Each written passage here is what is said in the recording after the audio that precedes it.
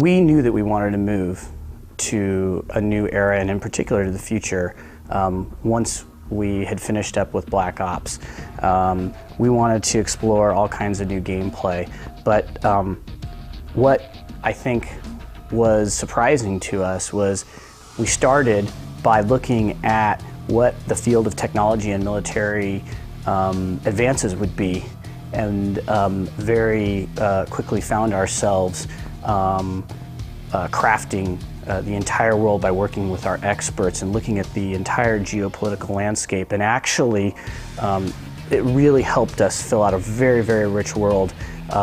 You know, the flip side of advances in the military technology space is, you know, things like cyber warfare, or what happens if those advances are compromised in any way. And it really brought out some very interesting themes, you know, themes that have been around in humanity for a long time, in terms of sometimes our greatest strengths can be our greatest weaknesses. Oh, unmanned armies, and no one ever asked. What happens when the enemy steals the keys? So when crafting the plot for Call of Duty Black Ops 2, we wanted to create a parallel Cold War.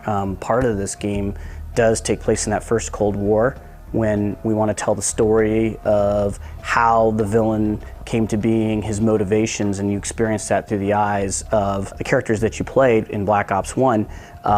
In the year 2025, we had to look at what are the conflicts that plausibly we could come up with to create this Cold War fiction. And it was very interesting to find out that we wouldn't, you know, the tension in the world, the wars that will be fought, will not be created by the tension over something like oil like we know today, but instead it's more likely that it'll be created by something that many people still don't know much about, something called rare earth elements. And that this is what, you know, world leaders are going to become concerned with, because these are all of the these rare earth elements are behind all of our advanced consumer electronics. They're in your smartphone, they're in your tablets. They're also found in all of our advanced military technologies. So advanced laser guidance systems, stealth, night vision, and that we were shocked to find out is that actually this thing that we are creating all, you know, we have all these dependencies on, is actually controlled by one country in the world who has its own needs, and it's, you know, has to serve its own population, and that's China. And it controls over 95% of the world's rare earth elements.